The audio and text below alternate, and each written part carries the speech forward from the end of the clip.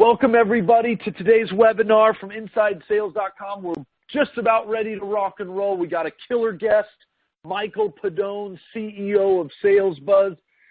We've done a webinar together before, and I got to tell you, this guy brings it. He brings energy. We're going to have a blast. Now, before we get going, we do want to just let a couple of the stragglers get in. So we want to do a quick customer highlight.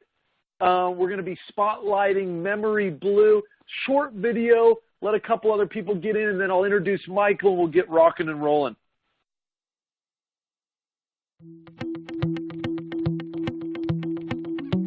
In 2014, we were looking at our growth rate, and we realized that most of our new customers, new clients were coming from inbound opportunities, whether they be returning clients or referrals, and we were entering into an expansion mode, and we wanted to figure out a way to help our outbound sales team find more deals faster and more economically.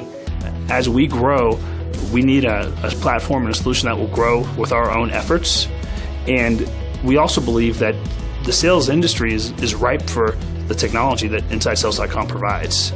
So we thought that Inside Sales would be a good platform to help us do that. Things like local presence we thought would increase our connection rate. We thought that gamification would help us lift our dial count and ultimately lead to more closed business. One of the primary benefits we've received is that there are only so many hours in the day, so many minutes in the hours. If you've got an outbound sales team, their ability to get business done and close business needs to be accelerated, which is what we've been able to do with the platform. Our sales team has been able to improve their effectiveness specifically around being able to get into more conversations, which essentially will lead to deals being pushed farther down the funnel, which we've determined and we've seen allows for a higher close rate. Within a month of implementing the technology, we saw our dial count lift by 83%, our connection conversation per prospect rate increased by over 200%, and our revenue grow by 208%. All right, I think we get the idea. Great video, love Memory Blue. Chris, Mark, hope you're out there. I haven't talked to those guys for a while. It'd be fun to get in touch with them. So let's get into a couple of the housekeeping items, and then we'll start the fun part. So first and foremost, real quick plug for our Sales Acceleration podcast. For those of you who have not seen it, got to check it out. In fact, God, I'm killing myself that we haven't had Michael Pedone on as a guest. Check that out, Michael. I got to talk to you about that after. Couple other quick items. This is just going to be a short webinar, about 30 minutes, 15, 20 minutes of content, couple of questions. Please do know that we will be getting this out to you a little bit later. You got a hashtag. I do want to make sure that everybody knows about the Q&A box because we do want to make this interactive. So if you haven't already, grab that Q&A box down at the bottom, type your name and where you're from. I want Michael to know everybody who's joining so that when you ask questions, we're familiar with you. And with that, let's kind of get into this piece. We do have today Michael Pedone. We're going to be talking about email prospecting strategies, how to get a 23% response rate in 72 hours or less. This should be really good. Michael, why don't you introduce yourself briefly, and then let's get at it here. All right, excellent. Hi, everybody. I'm glad to be here. My name is Michael Pedone. I'm the president and CEO of SalesBuzz.com, and what I do is I teach salespeople how to pick up the phone and close business. So with that being said, let me just jump right on into today's session. Here's what we're going to be talking about. So I titled this Email Prospecting Strategies, how to get a 23% response rate from your prospects in 72 hours or less. I'm actually going to be sharing with you my actual playbook that gets this kind of response. So in today's session, here's what you're going to learn. What the real stats are on cold email prospecting, why cold email prospecting is failing most salespeople, and then I'm going to show you exactly what to do on how to get and how to generate a 23% response rate in 72 hours or less on your prospecting efforts. So here's the thing. Let's start here. First of all, prospecting is probably the least favorite activity of most sales professionals. Am I right? I mean, most of us, we like closing deals, things of that nature, but to actually go out and find prospects and try to get them engaged and get the conversation going, that is probably the biggest fear most salespeople have. That's why they have call reluctance, because they're tired of hearing things like, no thanks, not interested, we're all set.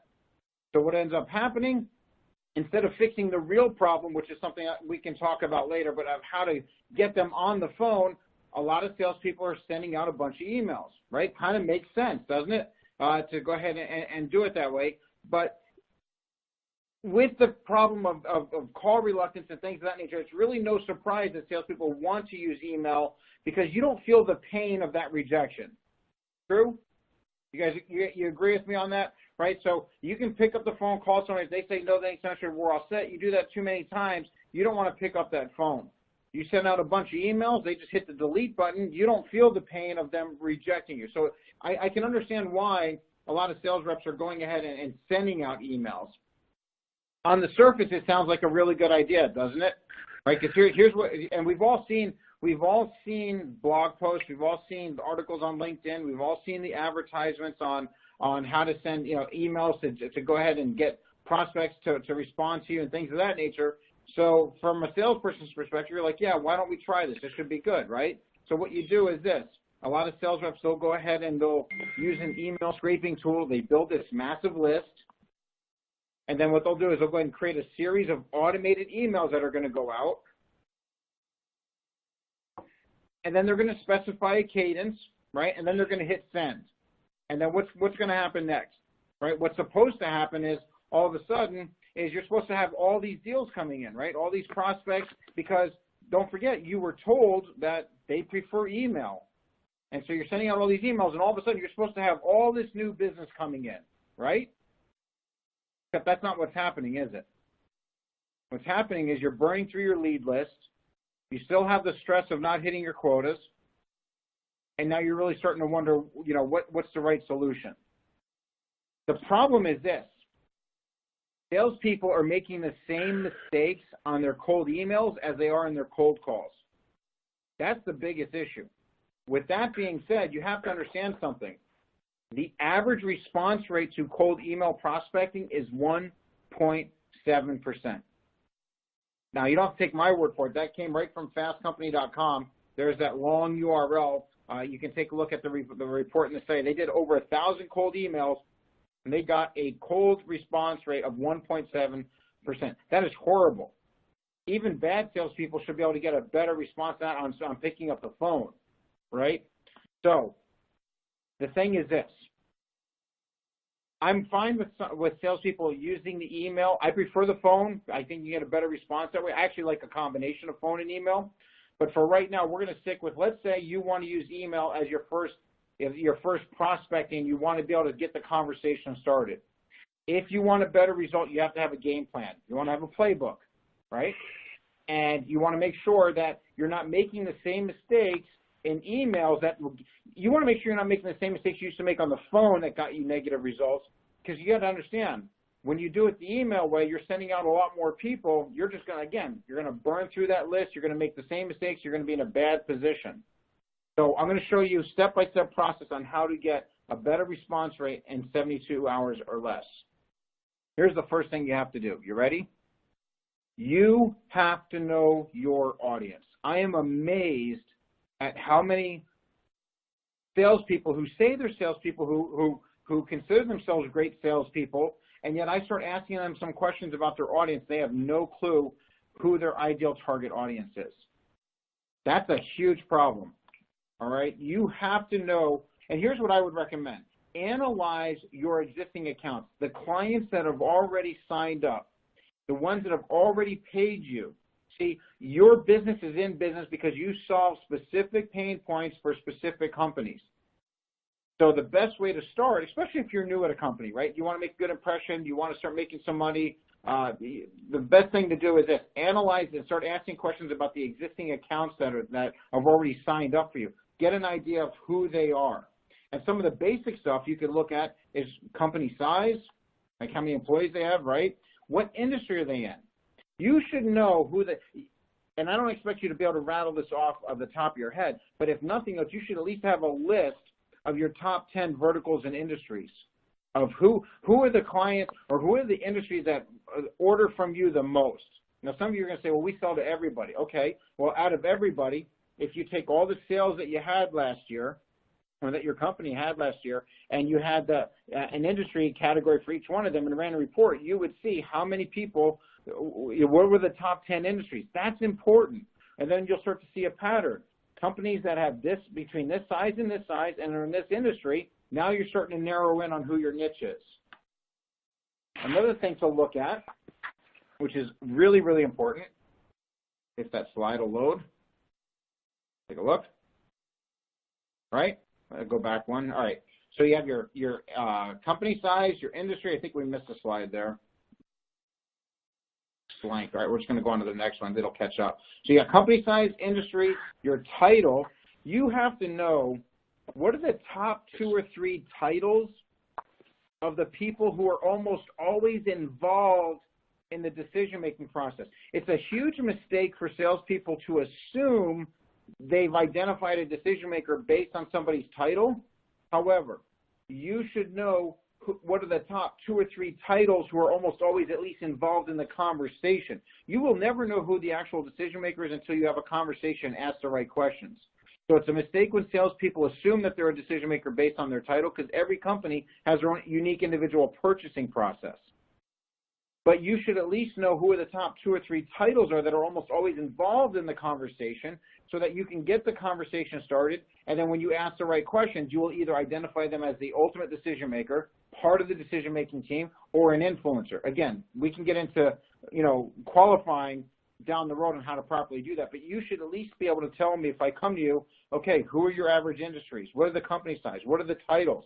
And then the last one, you have to know their pain points. You have to know what their buying motives are. Here's a big thing on cold calling. The difference between cold calling and warm leads is this. A warm lead is somebody who's raising their hand because they already recognize the problem. A cold call is, you know who the target audience is, you know their industry, their vertical, their title, you know what the pain points are, they just don't recognize the problem yet. So whether it's a cold call or a warm lead, you still have to know what are the common pain points that a company or a person is going to have in order for them to be interested in what you offer. Does this make sense to everybody so far? Are you guys following along with me here? And again, just use your chat box, your Q&A box if this is making sense, right?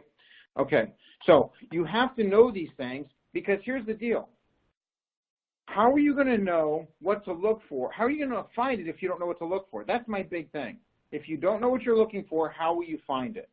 So once you ask it, and again, this is like elementary. And again, I'm amazed at how many salespeople who come to me who are struggling, that they're tired of living paycheck to paycheck, that they want to do better, and I start asking them some basic questions that they should know, and they don't have any solid answers. This is where you start. Fix this, and the good news is this. You could find this information out from your company by the end of today. You just got to go find the right people, ask the top salesperson, ask your manager, ask marketing, ask the person that started the company if you have to. Worst case scenario, then go back to the top 10 companies that have bought from you and start researching them and make your own list if you have to. All right? But you've got to identify who your target audience is. And yes, I understand that there are going to be plenty of companies that have different target audiences and different buying motives for different industries. And there might be several of them. But you don't go ahead and go, well, since I have 4 or 5 different types of verticals and different problems, I'm not going to do this exercise. If you want to be excellent at selling and customize the message to them, know, okay, if they're in these verticals or industries, it's usually these pain points. Now, I'm going to put a quick asterisk before we move on. Don't always assume that those are the only pain points. You'll be able to start the conversation with them, but then you have to know how to ask a couple of questions to verify if those are the pain points. If you ask the right questions the right way, they'll either confirm that those are a problem, or the good news is this. If you know how to ask the right questions, they'll say, no, that's not a problem, this is. So you'll have 3 possible scenarios. They'll confirm it's a problem, they'll say, no, it's this problem, or they'll say, none of those are issues, and there's no need there. Now you've done your job, they're not qualified, now you move on, okay? But again, that's if we get into a deep qualifying. For right now, I want to help you get the conversation started. And for that to happen, you have to know what you're looking for. Now let's say you do that, right? You've gone ahead and you know who to look for. Let's go ahead and do this. Push this to the audience, okay? Oh, let's go back one slide. Sorry about that. You know who your audience is. Here's what you're going to do. This is a 72-hour outreach cadence I'm going to give you. So day one, you've built your list. You know who your target audience is. You built your list. You have it ready to go. Day one, when you do your outreach, you're going to send them an email between 8 a.m. and noon. Now, you can play around with these dates and times, but for right now, I'm going to give you a basic outline to follow, and you can make adjustments or customize it as needed. But here's the basic formula. Day one, you're going to send an email out anywhere between 8 a.m. and noon. Here's the thing. You're going to mention in that first email how you've helped other companies in that industry gain or solve a pain point or a benefit. Does that make sense? See, most emails, they go out and they say, hi, John, we provide blah, blah, blah, blah, blah, and I'd like to get on your calendar for 15 minutes. Is next Tuesday or Thursday good for you, right? They do the stupid either or close. And then you don't ever hear from them, right? And then you try to send them another email 5 days later, and then 7 days later, and then 10 days later. And you're frustrated. You don't know why you're not hitting your numbers. You have to have an email that's short, sweet, to the point. You have to have a what's in it for them. Okay? So mention how you've helped other companies in that certain industry gain or solve a problem. Do this. We're just waiting for, looks like we're waiting for 24 for the slide to load. Gabe, if you can help out there. Yeah, no, I'm seeing it. We're seeing the next thing. You are? Okay, I'm wondering why I'm not seeing. Okay, so here we go. All right.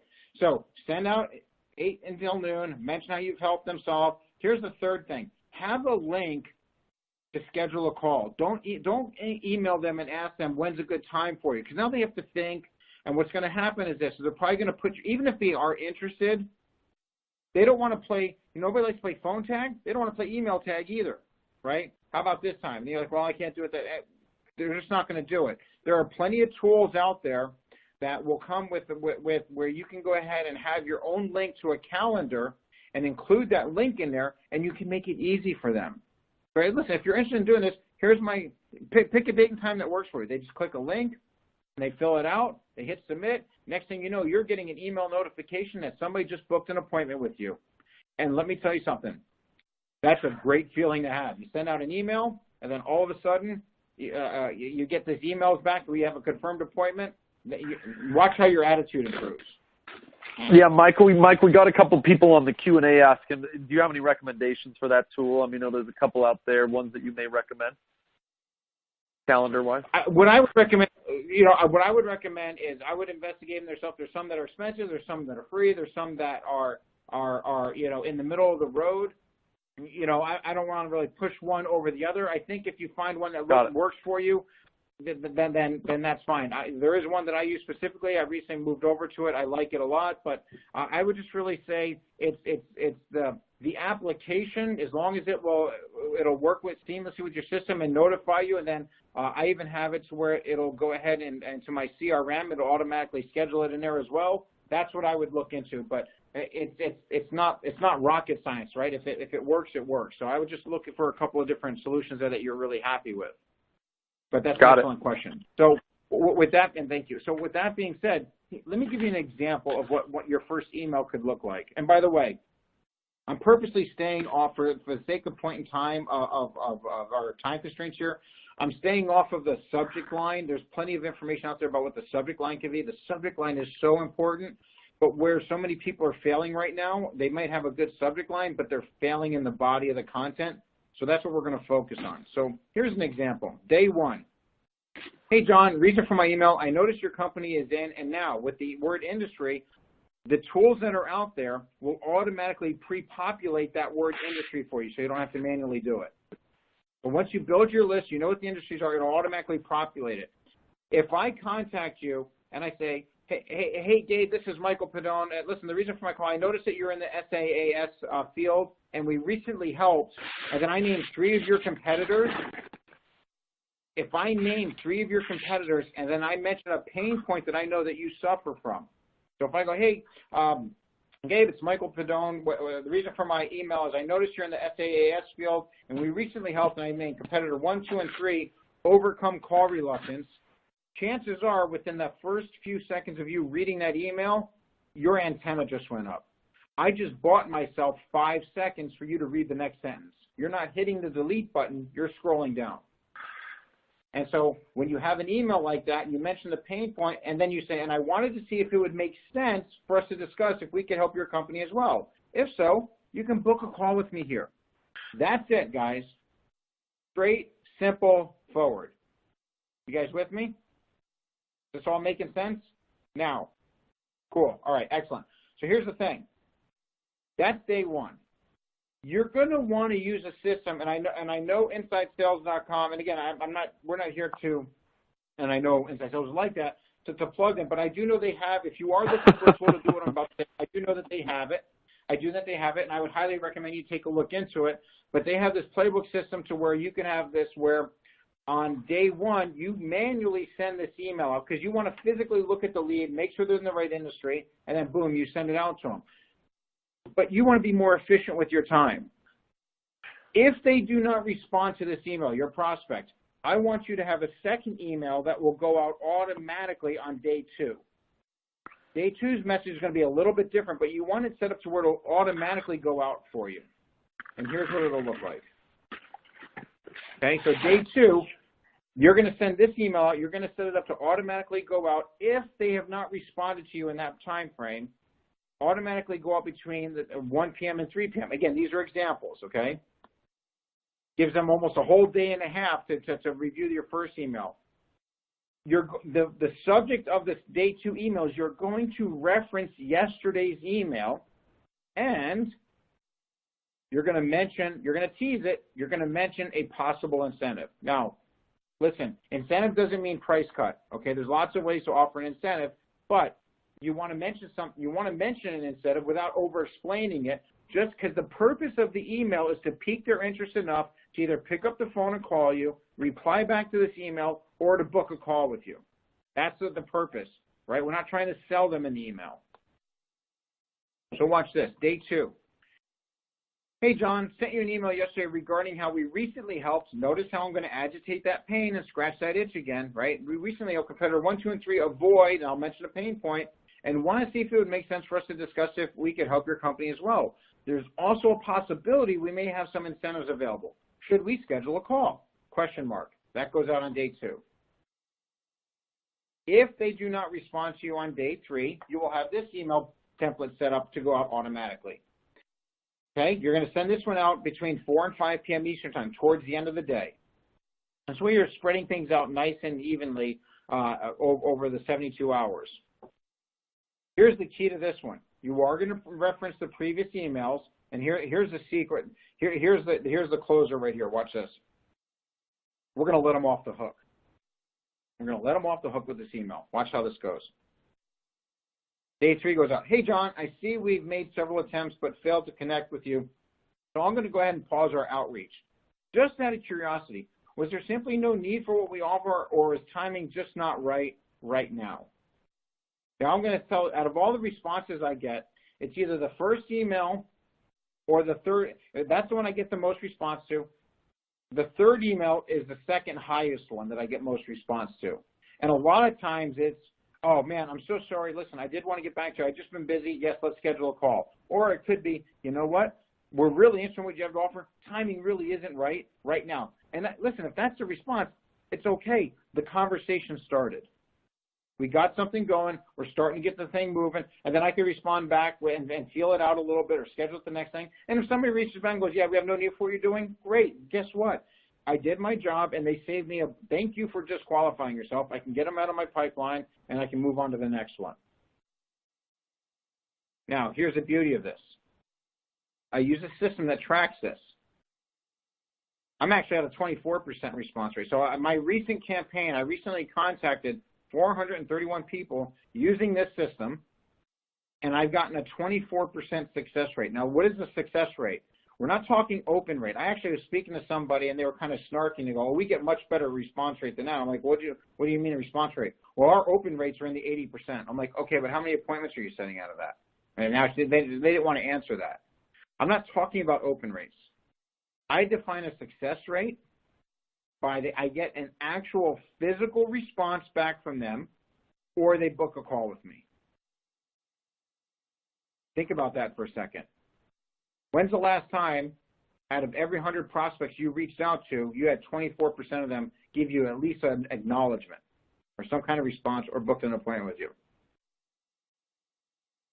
I believe some of the keys here are this. One, you have to know who your audience is and why you should be contacting them to begin with. Two, you have to have a simple system in place and use some of the sales tools and technologies that are out there that'll help automate some of this and streamline this for you, meaning you send one email, you don't have to worry about physically doing day 2 and day 3. Instead of on day 2, you worrying about sending day 2 email, you were sending a brand new batch of day 1 emails. And then you're reaping the benefits of the ones you sent the day before and so on, right? The message has to be key. And the last one is this. You want to hit them with 3 times in 72 hours. Now, some of you might be going, hey, isn't that too much? Listen, I cannot tell you how many times as a consumer, as a decision maker, as a business owner, I've been interested in something, and I go to a website, and I fill out a form, and I'd be asked to be contacted, and then 5 minutes later or an hour later or a day later, I'm already on to something else. Most decision makers, a lot of the times, they have short attention spans anyway. And if you send me an email like a little drip here and there, it's going to be easy to get pushed back. You hit me 3 times in 72 hours, eventually I'll go, listen, I do want to talk, or hey, it's not, actually it's no longer an interest, or yeah, let's book a call. Either way. And if you do it right, you won't have to worry about, the other 84% or 86% that's not responding or whatever it is, because you're so busy with the 22, 23, 24 people that are responding. Cool? All right. With that being said, if you have some questions, I'm more than happy, Gabe, to answer them. If you want to feed me some of the questions they might have, if there's any questions, I'll be more than happy to do that. I will say this before we get to the Q&A. I know some of the questions are already coming out. I will be sending out a link to the slides so they can have that. Absolutely. So after the session, we'll make sure we get that. Fantastic. Fantastic. We'll appreciate that, Michael. So couple of questions certainly that came out. Let's just start diving into a couple of these. A couple of people said, hey, look, on that first email, a lot of times I'm going into a new territory where I don't know, I'm kind of white space here. I don't have competitors. There's a new business for me, or people won't let me use their name, and so I don't feel comfortable mentioning those competitors. Is there a way you'd coach somebody around that in that first email template? Yeah, absolutely. So the first thing is this: if you're going to contact somebody, right? If you're going to contact somebody, you have to go ahead and know, why is it that I'm reaching out to them? What was it about them that pre-qualified them to become at least a suspect, right? One of the biggest problems I think salespeople make is they just want to contact anybody for no rhyme or reason.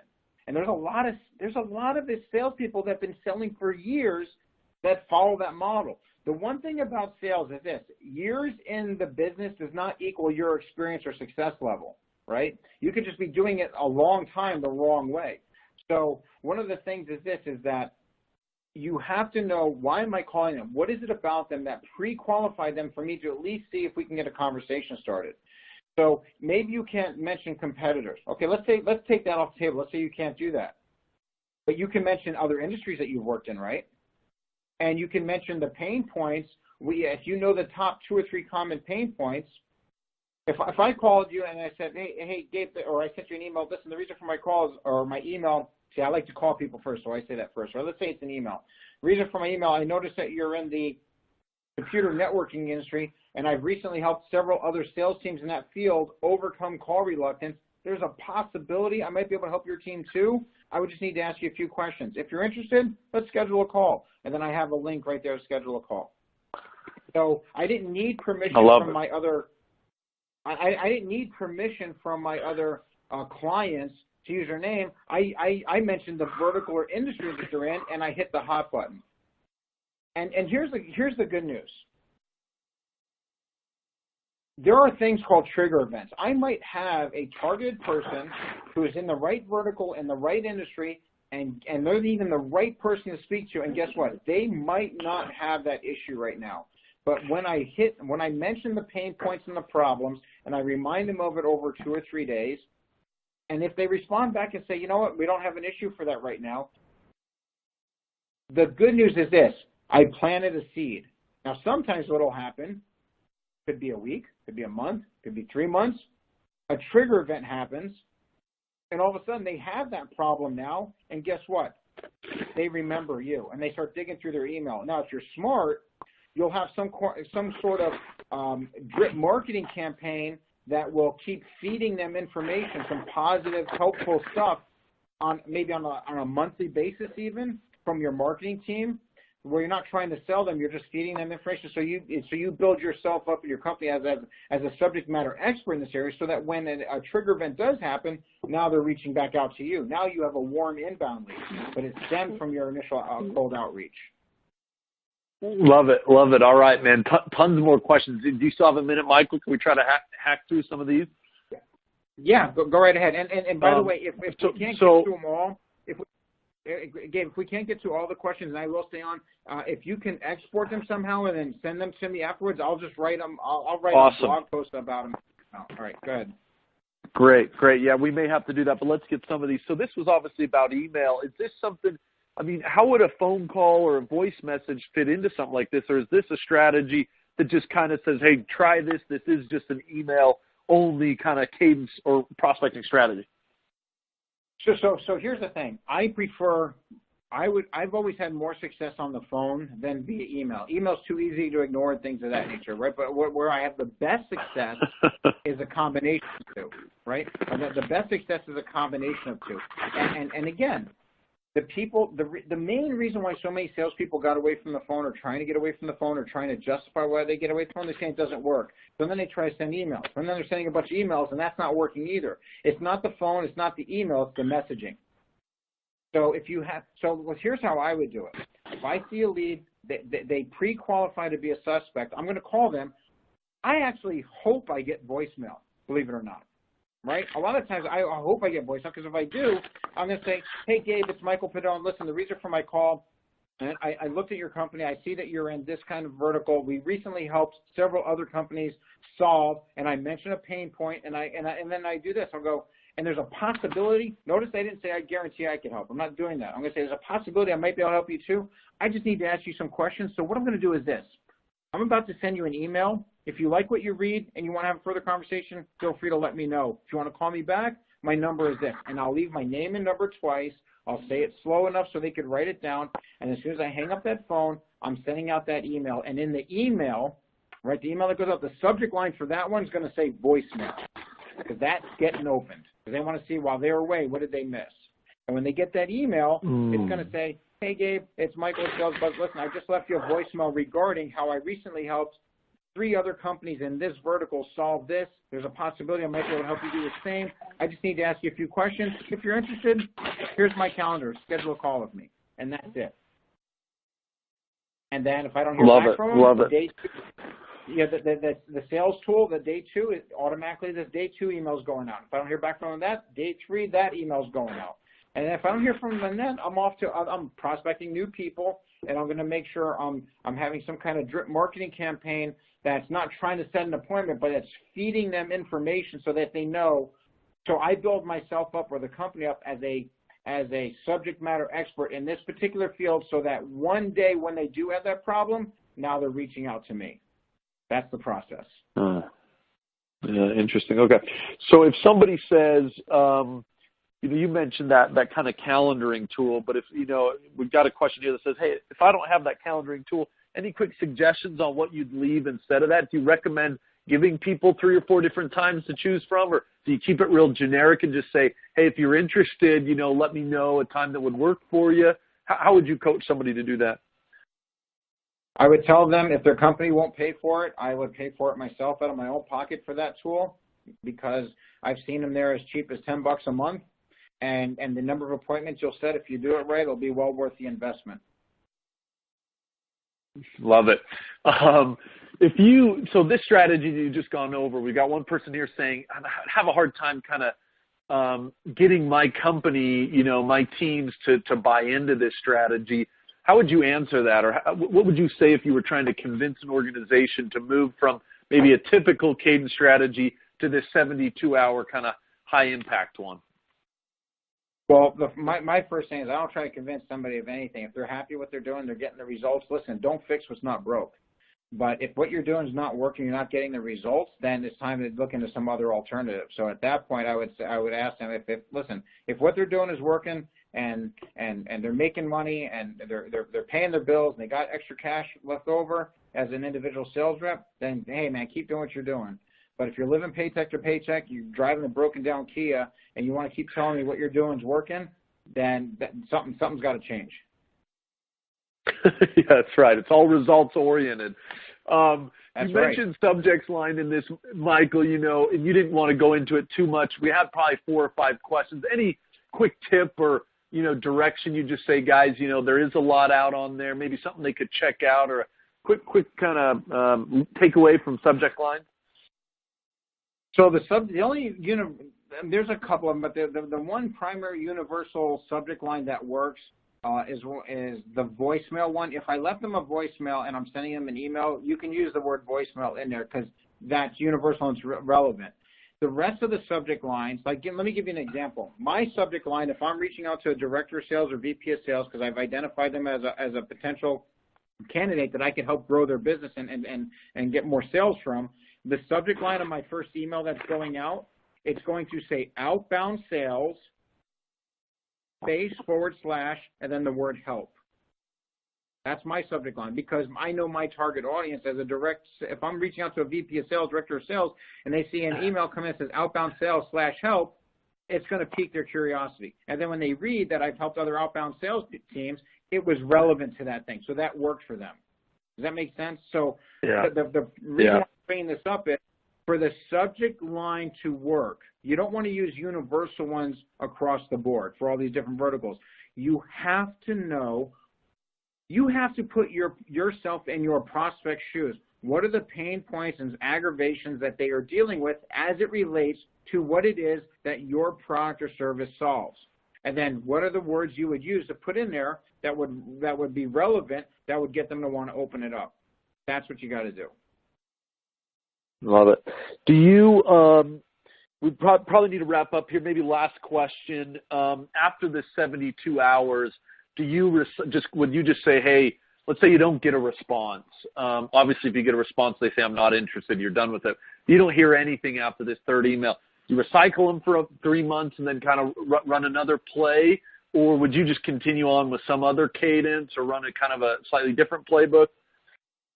It's going to depend on the company on whether they're using marketing automation or not, right? So for those of you who don't know what marketing automation is, there's some companies that will use a product or a tool that will track and notify if a prospect comes back to your website, as an example, and starts poking around.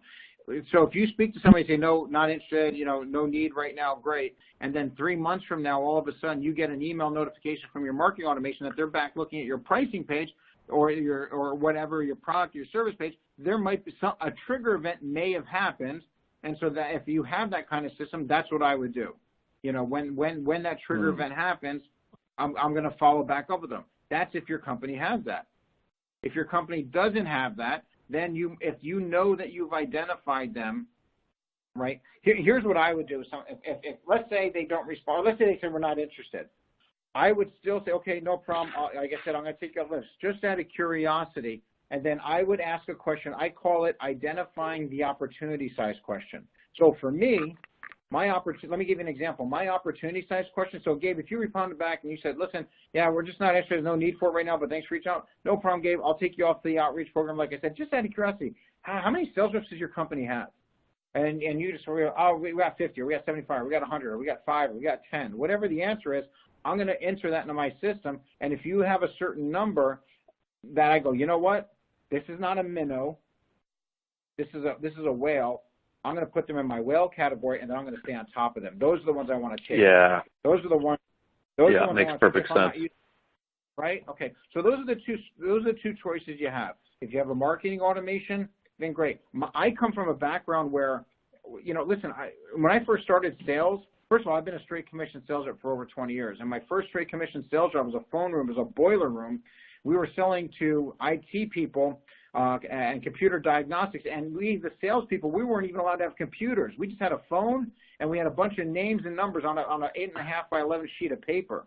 So that's my background. So it was like you get them on a phone, and then you have to be really good to identify that problem and then close them, because there was no marketing automation, there was no emails, there was no, you know, follow-ups or cadences or anything of that nature. But what I took from knowing how to survive and thrive in that with some of the tools that are out there, some of the tools that are there, man, salespeople have it easy today, but what they're lacking is a step-by-step process of what they're lacking is what to say, why to say it, and when to say it, and how to say it. And those are the things that I specialize in, and I love helping salespeople and sales teams learn that so they can be more successful. Great way to bring it to a close here. Thanks, everybody, for joining. We do have 2 takeaways in your resource section. Certainly, Michael, I assume LinkedIn, Twitter, you put your email up there. Preferred communication, that if they need to reach out to you. Yep, they can either do the admin at SalesBuzz, or look, my direct email address is mpidone, it's my first initial last name, at salesbuzz.com. Be more than happy to help. And feel free to reach out to me on LinkedIn. Love it. Connect me on LinkedIn. I'm happy to. Yeah, I think both Michael and I would be offended if you don't connect with us on LinkedIn. Please continue the conversation. Michael, we will try to get some of these questions to you. 2 downloads for you in the resource. We've got some cadence templates we found pretty effective here at InsideSales.com, and then a fun ebook around email flow and optimization. So with that, everybody, have a fantastic day, and let's get at it. Take care, guys. Thank you.